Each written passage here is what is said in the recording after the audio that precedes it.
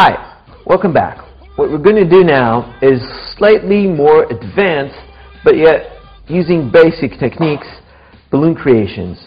What we're going to do is the classic balloon dog. Everybody loves a balloon dog. It's the first thing you think about when you see or hear about balloon twisting. And you're going to learn the very, very best balloon dog I use out of one balloon. Now, to do that, I use a Qualtex Mocha Brown 260. Now, you inflate it. I think it's about maybe this big. You tie off the balloon. Now, you want to make sure that you have enough room because the bubbles are really small. If you want to make a really cute puppy, you want to make sure the bubbles are even and precise. Now, to do that, you need to practice. So don't be afraid. Just inflate a balloon and practice bubbles. You can watch the technique video, which is the first one, to learn how to do the bubbles. Now, what we're going to do now, we're going to do a series of 5 bubbles. The first one, about an inch, really small. Second one, about the same length. Third one, about twice as big. Fourth one, again, about half an inch. And the fifth one is about exactly, it should be exactly the same length as the third bubble. That will create the head. Now, to lock the bubbles, like we did earlier, we're going to roll and twist like a loop twist the last 3 bubbles. After you do that, you want to take the first bubble and tuck that in with your thumbs, holding and rolling the 2 parts of the head as you squeeze that in. Now, make sure you don't squeeze it all the way because you want the balloon to wedge the 2 bubbles between the 2 parts of the head. This will create the really cute puppy poodle head.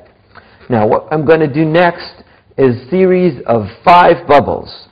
A small one, which is about, I don't know, half an inch maybe, and 4 bubbles. Now, the size of the bubbles will determine the look that you want for the legs.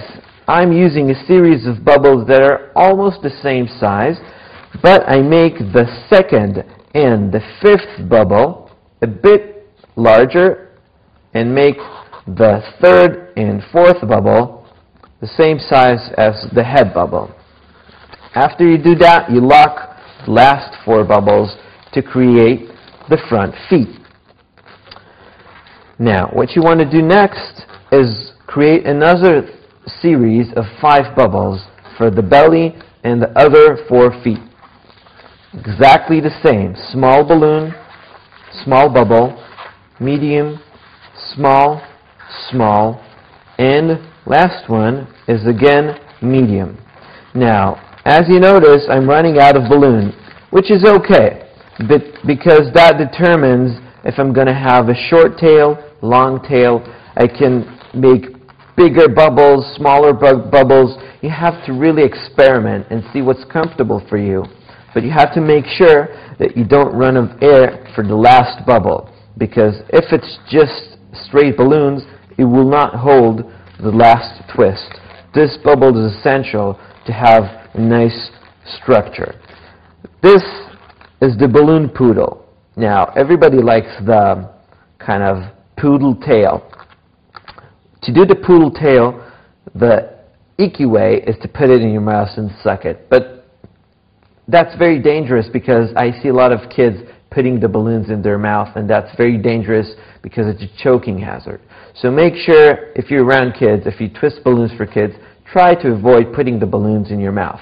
To do it in a very elegant way, without putting the balloon in your mouth, you just stretch the very end tip of the balloon, give it a nice stretch.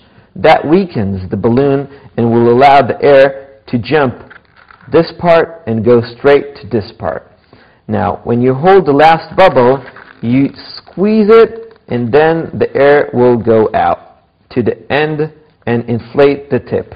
Now, as you can see, I'm kind of pushing it towards the end. That will fix the bubble there. And I have to make sure that I have a small bubble here that will fix the legs. If I put all the air in the tail, what will happen, this will unravel, and we don't want that.